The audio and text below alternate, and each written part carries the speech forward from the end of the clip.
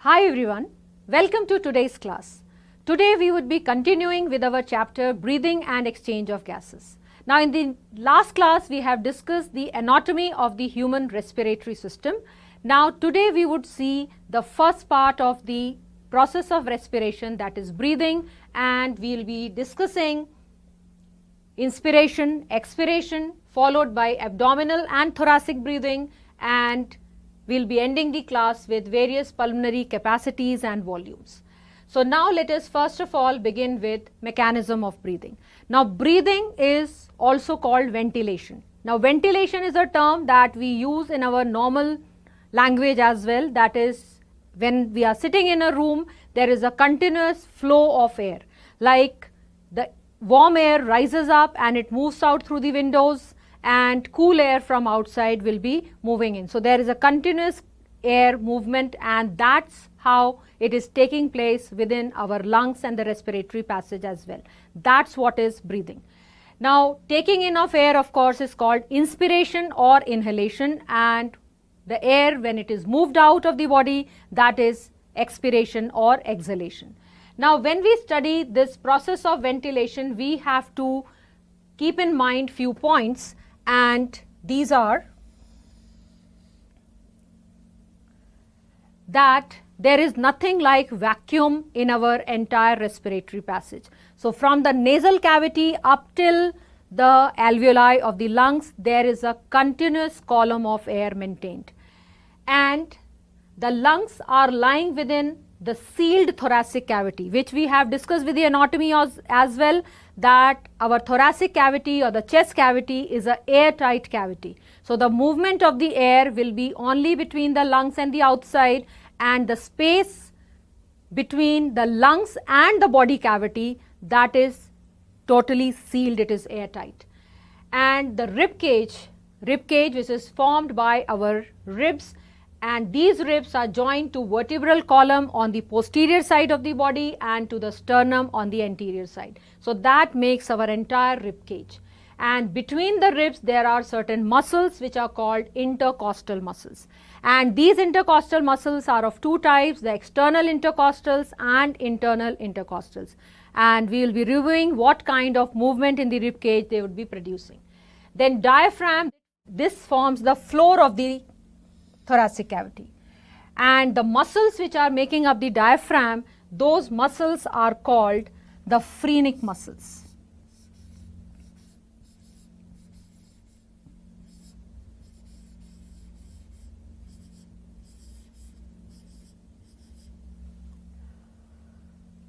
Now diaphragm is a structure which is characteristic to mammals. The mammals have this muscular diaphragm between the thoracic and the abdominal cavity. Other than mammals, only the crocodiles have a diaphragm, but their diaphragm functions differently than in our case. And the lungs, they are adhering to the thoracic wall by way of pleura. Now again from the anatomy class, if you remember that the lungs are covered by two pleural membranes, the outer one being parietal, the inner one being the visceral pleura. And this parietal pleura, that is the outer one, is attached to the rib cage, so that when the rib cage will move, it will also be moving the lungs along with it. So now once we have these points, we can see the first process, that is inhalation of air, that is inspiration.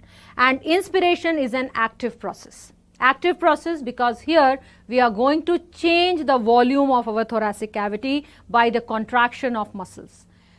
Now in this we will be using two sets of muscles, that is the phrenic muscles of the diaphragm and the external intercostal muscles. So these two muscles are going to contract.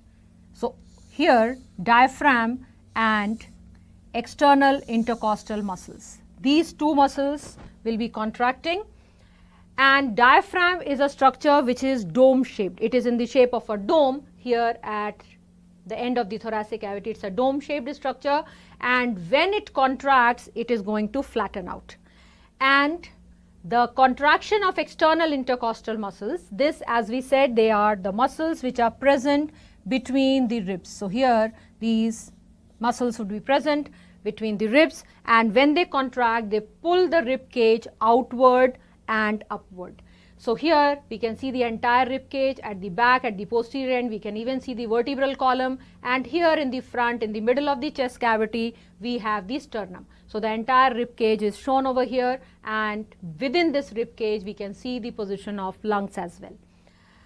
So as the thoracic volume increases, the lungs also increase in volume, because as we said, the parietal pleura is attached to the rib cage. So if the rib cage is pulled outward, the lungs are also pulled. As a result, the volume inside is going to increase.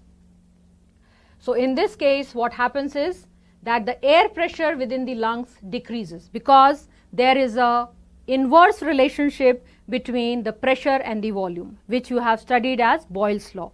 So if there is increase in the volume, there is decrease in the pressure. So pressure inside our thoracic cavity decreases, or you can say it becomes subatmospheric, that is less than the atmospheric pressure.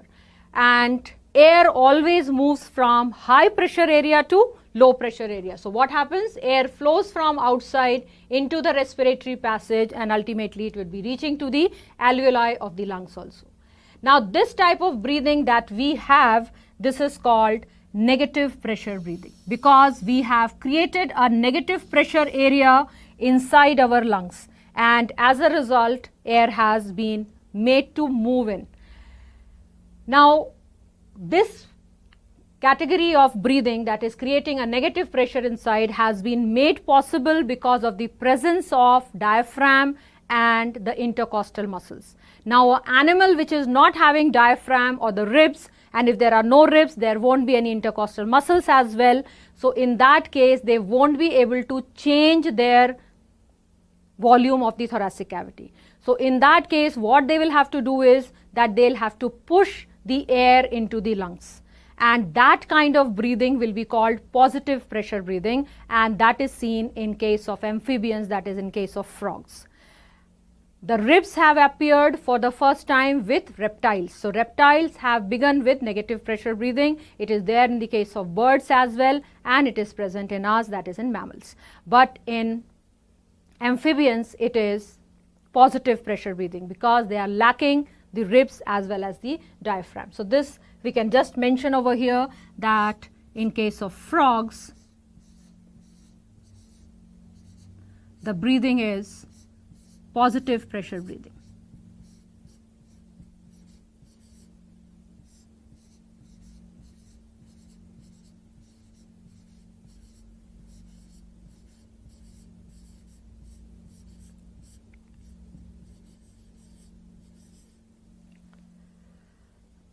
Now let us see the entire steps in inspiration. So here now we have a frontal diagram as well as a side view. Now in this case we can see that this diaphragm is going down. So from a dome shape it is taking a flat shape, and in this of course the ribs are not shown, but here we can see the rib cage as well in the side view, and this rib cage is moving outward and upward. Now as a result, what is happening? The flattening of the diaphragm from dome shape to flat shape, it is increasing the thoracic volume in which direction? Now let us mark the directions here. Now the back side of the body, where we have our backbone or the vertebral column, that side is the dorsal side. This is the dorsal side, and where we have the sternum or the front, that is the ventral side. And the part which is above, that is anterior, and lower, that is posterior. So now we can see that when diaphragm flattens, it is going to increase the thoracic volume in which direction? It is going to increase it in anterior-posterior direction. So this we can mention here. Antero-posterior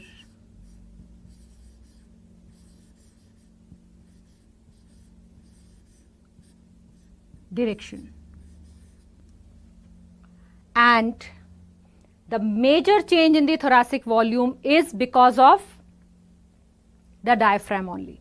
Nearly 70% of the change, or even a little more than that, is because of the change in the diaphragm structure. And outward and upward movement of the rib cage increases the thoracic volume in. So now we can see this would be the dorso-ventral direction. So this is in dorso-ventral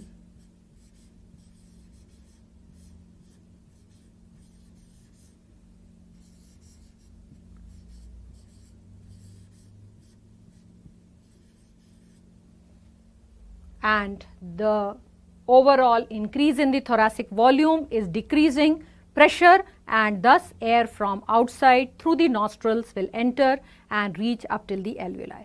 Now this is what is happening during normal breathing. That means even when we are not conscious, we are not having any conscious effort we are applying, then too when we are breathing, that is normal breathing. When we are deep breathing, that is when we try to take in more air, then the process would be slightly different. That we'll be discussing later. So now from normal inspiration, let us move on to normal expiration.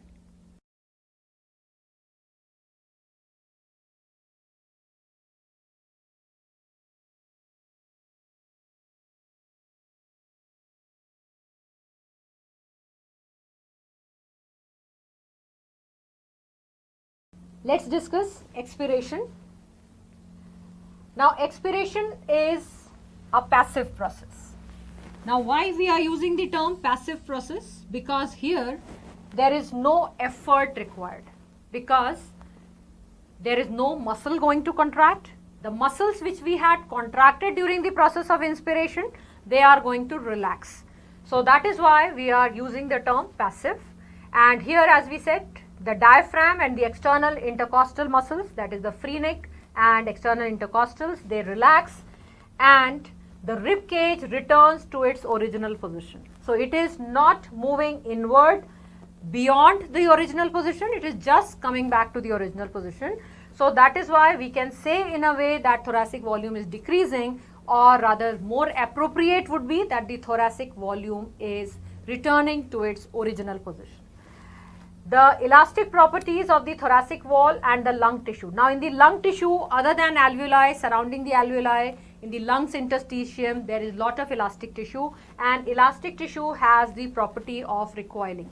That means as soon as the tension is removed, it will recoil, that is it will return to its original shape. And that's what is happening over here. And so as the volume has decreased, the pressure increases and the air is then expelled out, air flows out. Now let us take the diagram and see the process of expiration. So here again we have a frontal view and a side view, and in this view we can see that the diaphragm is moving upward because of relaxation, so that it is coming back to the dome shape. During inspiration it had flattened, now it is returning to dome shape. And because of returning to dome shape, again we can see that in the antero-posterior direction, the length of the thoracic cavity is decreasing.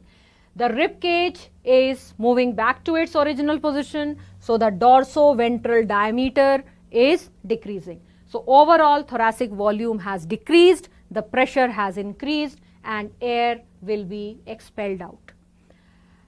Now during this entire process of expiration, because what is happening to the alveoli? So what keeps the alveoli from collapsing as part of the expiration? Now you see this is one alveolus and there are number of blood vessels over here, and as we know that in the alveolus there is a lining of simple squamous epithelium and there is a layer of moisture as well, because all respiratory surface have to remain moist. Now if this was pure moisture, this pure moisture would have very high surface tension, which would try to collapse the alveoli.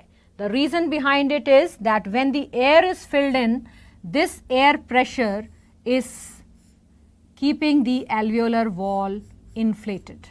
It is keeping it open, while the surface tension, that is because of this moisture, I am writing this T outside, that is just to show surface tension, that is because of this moisture, it is trying to compress the alveoli, trying to collapse it. So when we have inhaled in air, the air pressure and surface tension, both of them are balanced. But when we exhale out air, what happens? This pressure has decreased and surface tension certainly will be able to collapse it. But such a thing doesn't happen because here there is not pure moisture, but there is a surfactant as well. And this surfactant we have mentioned, that is a phospholipid, and that was lecithin.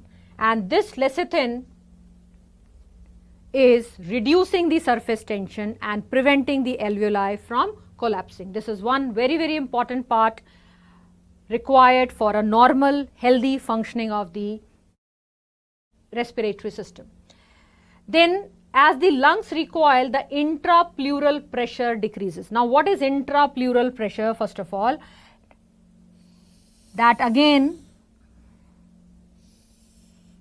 in our respiratory system, we have mentioned that the lungs are covered by two pleural membranes, and the space between two pleural membranes is called pleural cavity. And this pleural cavity again doesn't have vacuum, it has some fluid in it which can be called pleural fluid. Now that pleural fluid also has some pressure, and this pressure is always negative, whether we are inspiring or we are expiring. So here, when the lungs are recoiling, there is a change in this intrapleural pressure, although of course towards the negative side only. And this tends to make the alveoli stay open. So from here we have one important concept that has to be remembered, and that is the intrapleural pressure always remains negative.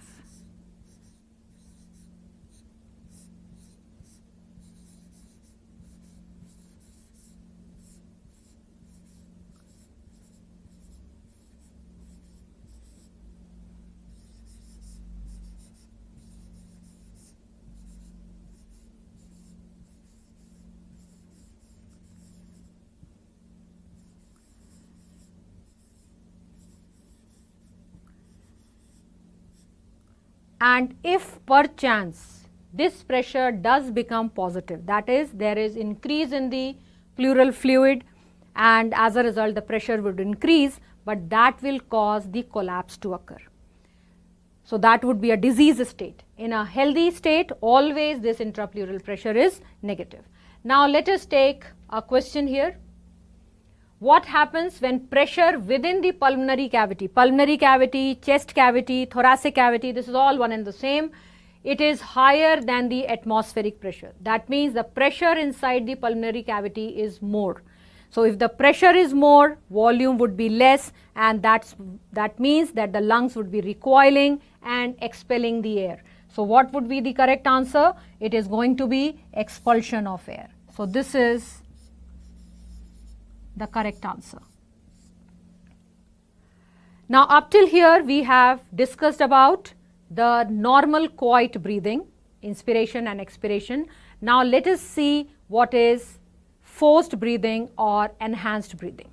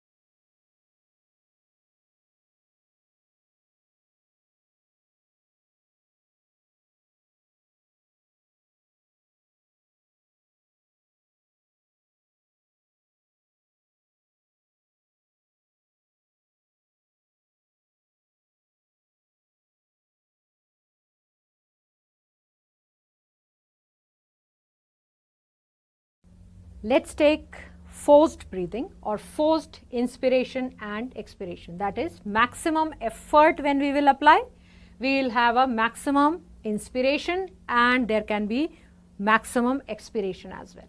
So first part, maximum inspiratory effort, it involves muscles of the back, chest as well as the neck. Now we have seen during normal inspiration we are using just two sets of muscles, that is the diaphragm, phrenic muscles and the external intercostals.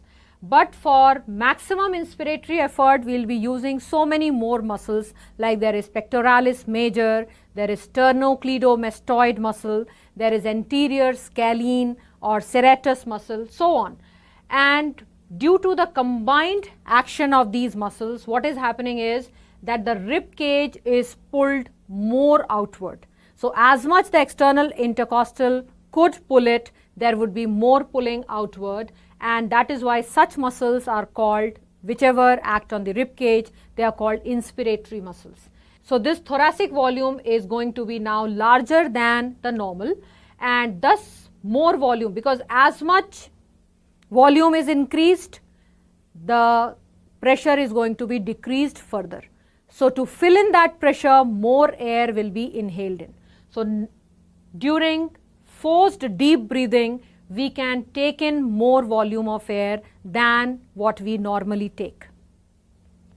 Now same way, when we expirate air, when we exhale air, our lungs are still having lot of air in them. So they are never fully emptied.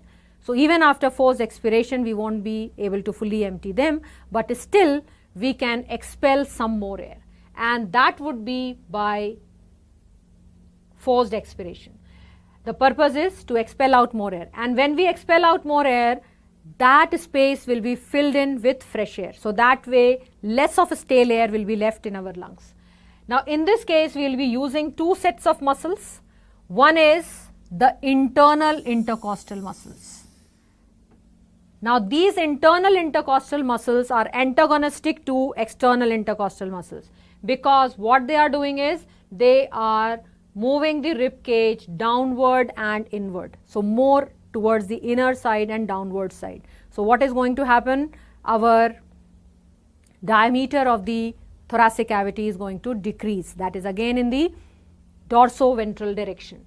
And then there is another set of muscle that we have, that is abdominal muscles. Now these abdominal muscles, normally we don't use them, but during forced expiration we will be contracting them.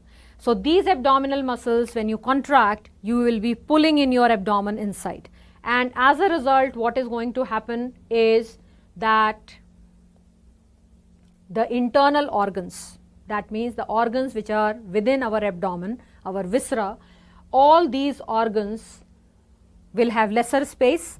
So these organs will be pushing on the diaphragm, and diaphragm will become more dome shaped, that the diaphragm is going to be pushed upward. So the shape will be becoming more of the dome shaped kind, and as a result the thoracic cavity would have increased pressure. The volume has been further decreased and the pressure has been increased. So some extra volume of air we are going to expel out in this manner. So these were forced inspiration and expiration. Now both of them are active processes. They are very much conscious processes. That means these are under the control of our will, and when we are exercising or carrying out any breathing exercises, we are then utilizing these muscles for taking in more air or expelling out more air. Now next thing, that is abdominal and thoracic breathing. Now these are two terms that we use for the entire breathing process.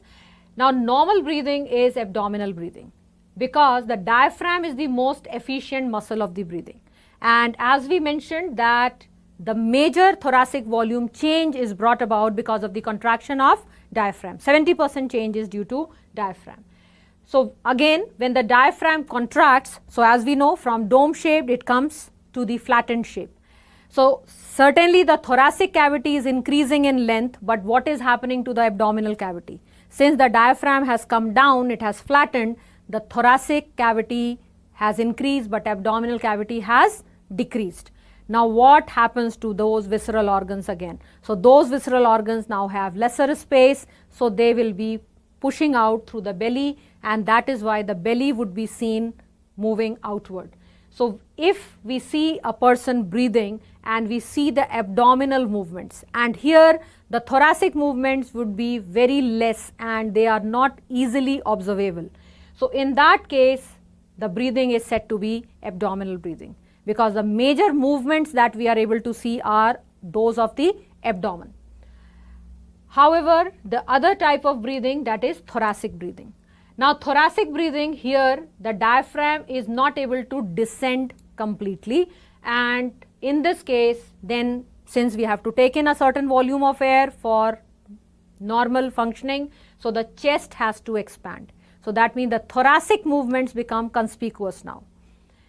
And so in this case, the breathing, because thoracic movements can be more easily observed, such a breathing is called thoracic breathing. And such type of breathing we can see in females, especially during pregnancy, because the uterus has enlarged and that is constraining the movement of the abdomen. So abdominal movements are not so easily possible.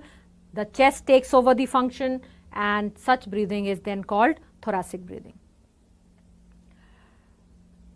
So beyond this, now after breathing we come to the next part, that is how much air actually we have taken in and expelled out. So that would be the pulmonary volumes and capacities.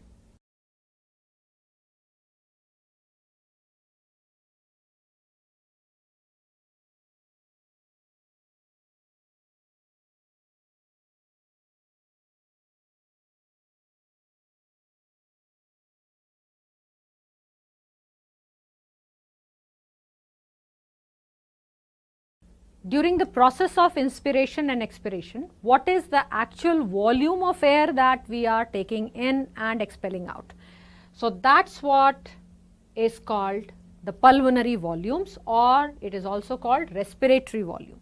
So this pulmonary volume is the quantity of air which our lungs can hold or expel under different conditions, and those different conditions, as we mentioned, that is the normal quiet breathing or forced deep breathing, and of course during any kind of respiratory disorder, then also these pulmonary volumes are going to change. And these pulmonary volumes, even with the age, the males and the females, and depending on the age, are also variable. Now these pulmonary volumes are measured by an apparatus called spirometer. So let us discuss these pulmonary volumes, which are 4 of them. So first of all, starting with tidal volume. Now tidal volume is the volume of air which we normally inhale and exhale. That means during normal quiet breathing, the volume that we take in and expel out. Now this is 500 ml. So the amount of air that we take in and expel out, it is 500 ml. Now out of this 500 ml, how much is actually reaching up till the alveoli? So if we just have a version here, that is this entire 500 ml, out of this 350 ml would be reaching to the alveoli, while 150 will remain in our conducting passage. So this 150 we are not able to exchange. So this 150 is going to be called the dead space volume.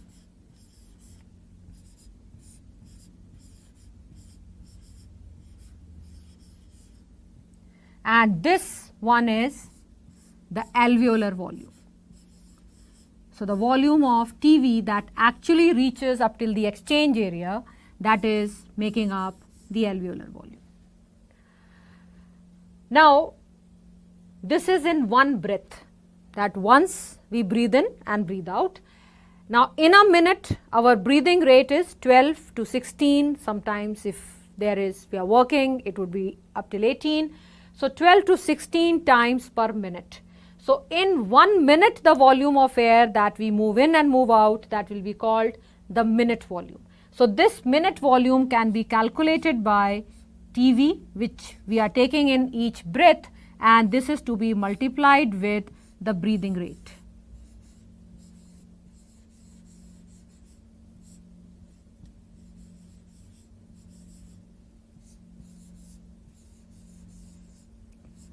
and TV we have just now seen is 500, and breathing rate, if we calculate with the lowest figure, that is 12, then this would come out to be 6,000.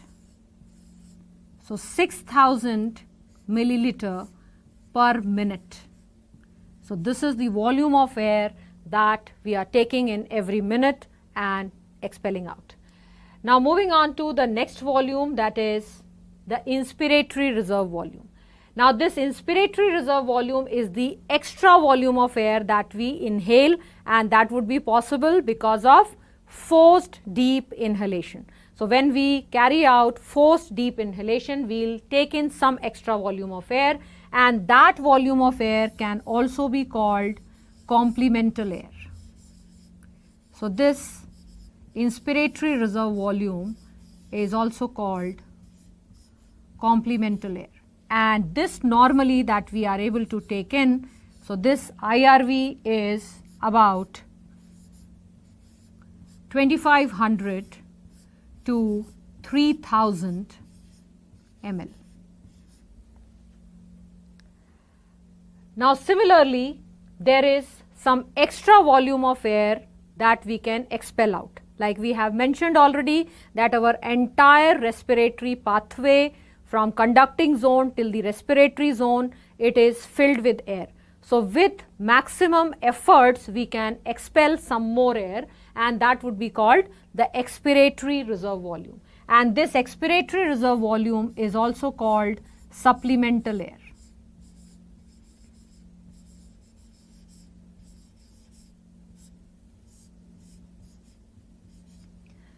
And this is ERV, the value is around 1000 to 1100 ml. Now when we expel out this air, ERV, then too our lungs are not fully emptied. There will be some air left in the lungs, and that's what is called the residual volume. So residual volume is the air which remains in the lungs even after forceful expiration, and this residual volume is about 1100 to 1200 ml. Now out of the 4 volumes that we have just now mentioned, that is TV, IRV, ERV and lastly RV, out of this the one which we cannot measure by spirometer is the residual volume, because the spirometer is the apparatus in which the person is asked to inhale deeply and then blow the air through it. So the air which we are able to move, only that can be measured. The air we are not able to move will certainly not be measured, and so this is the volume which cannot be measured by spirometer. RV cannot be measured by spirometer.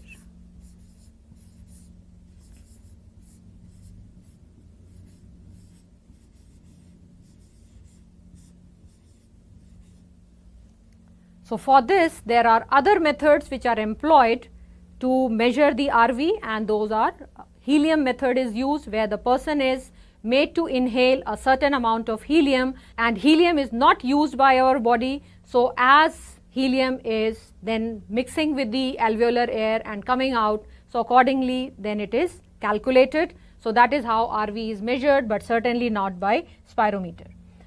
Now moving on to pulmonary capacities. Now capacities or respiratory capacities, these are sum of 2 or more volumes.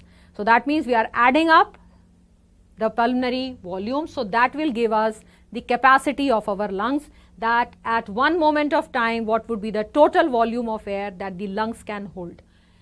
Now the first pulmonary capacity that we can take up is inspiratory capacity. Now inspiratory capacity, as the term denotes, that is with inspiration it is connected, and it is the total volume of air a person can inspire, that is inspiratory capacity. And during inspiration, of course, we are taking in TV, that is the tidal volume, and over that tidal volume we can take in some more volume of air, that is IRV. So that means this inspiratory capacity, in this inspiratory capacity, what will be taken up? IC, this is going to be equal to TV and IRV. So it is a sum of TV and IRV together that is giving us the inspiratory capacity. Now the next one, expiratory capacity. So expiratory capacity is the total volume of air that we can expire over and above TV, and of course that would be, we haven't taken in extra air, this is just after normal inspiration. So in EC what we are going to add up? We are going to exhale out TV, and over and above TV the extra volume that we can exhale out, that is ERV. So combining these two together will give us expiratory capacity. Now next one, that is functional residual capacity. Now functional residual capacity is the volume of air that will remain in the lungs after normal expiration. Now when we had discussed residual volume, we had discussed the volume of air left in the lungs after forceful expiration. But here just after normal expiration. So what all should we add here? This FRC is going to have RV. Of course that is not going to exhale out, and since it is normal expiration, so we haven't exhaled out ERV also. So if we combine these two together, we get functional residual capacity. Now we have seen the structure of the alveolus, and there we have seen that the wall of the alveoli and the wall of the capillary endothelium, there is exchange or diffusion of gases taking place through that. So even whether we are inspiring or expiring, the simple diffusion of gases is taking place continuously. So this is the volume of air which is there in our alveoli, through which the exchange continues even when we have expired the air. So that's why we are using the term functional. Now the next one, that is the vital capacity. Now vital capacity is the most important one of a person to know about the respiratory health, and that is why this is the one which is basically measured by spirometer, and that is called the pulmonary function test. Now this vital capacity is defined as the maximum volume of air the person can breathe in after a forceful expiration, or in other words we can say that the maximum volume of air a person can breathe out after a forceful inspiration. So that means there has to be a forceful inspiration as well as a forceful expiration. So what all do we need to add up? VC will have TV plus IRV plus ERV. So here what do we see? That the normal volume of air that we inhale, the volume of air that we forcefully inhale, and volume of air that we forcefully exhale. So here this VC is able to measure the strength of our inspiratory as well as expiratory muscles, and this VC is reduced in case of people having any pulmonary disorder, even in smokers, and with aging also the VC decreases. Now next one and the last one, that is the total lung capacity. Now total lung capacity is of course the total volume of air that the lungs can hold at any moment of time, of course after when we are maximizing our inspiratory and expiratory efforts. So in this we'll add up all the four volumes. So here TLC will have TV plus IRV plus ERV and also the residual volume, all four of them together, or we can combine these three values we have just now seen, that is vital capacity plus RV. This is how we can combine it. Now can we measure total lung capacity with the help of a spirometer? The answer is no, because here there is residual volume also mentioned. So in whichever capacity there is measure of residual volume involved, that certainly cannot be measured by spirometer. So we'll have to use some other alternative method. Now the various pulmonary volumes and capacities, when they are measured through the spirometer, that will appear in the form of a graph or a curve which is seen on the computer screen. And this graph is called spirogram. So this is a normal spirogram that we can see over here. Now initially the person is going through normal inhalation and exhalation. So these waves that we see, that is some volume of air the person is taking in and exhaling out, and this we very well know will be what? It is the tidal volume. So this volume of air that we can see here represented on the spirogram, this is TV. Now once the person is asked to forcefully inhale, so that would be over and above TV.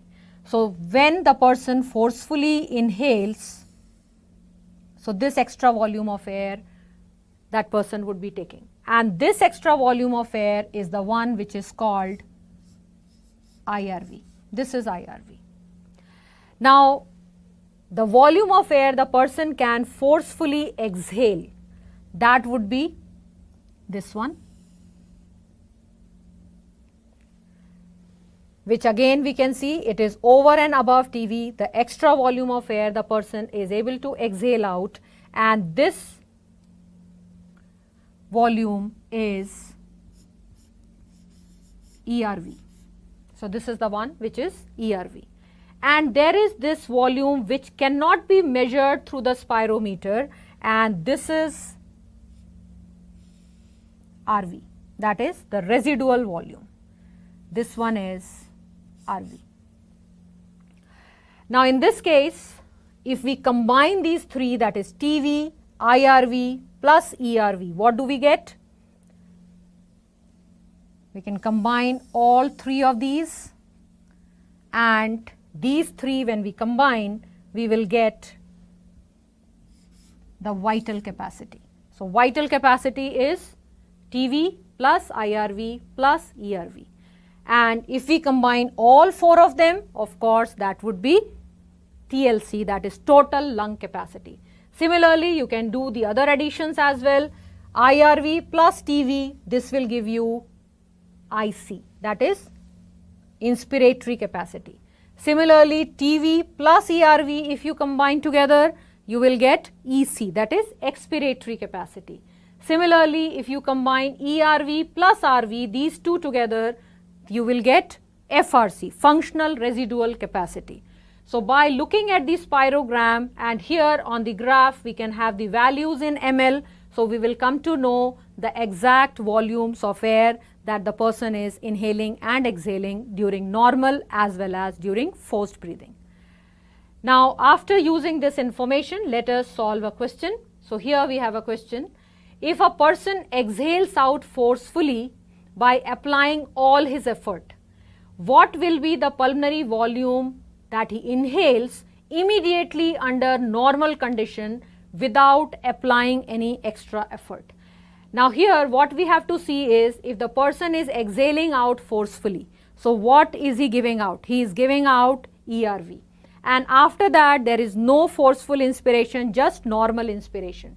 So by normal inspiration he will be taking in TV, of course, and the volume of air that he has exhaled, even that will be coming to fill up the lungs, and that was ERV. So here the answer is going to be TV plus ERV, that is the option 3.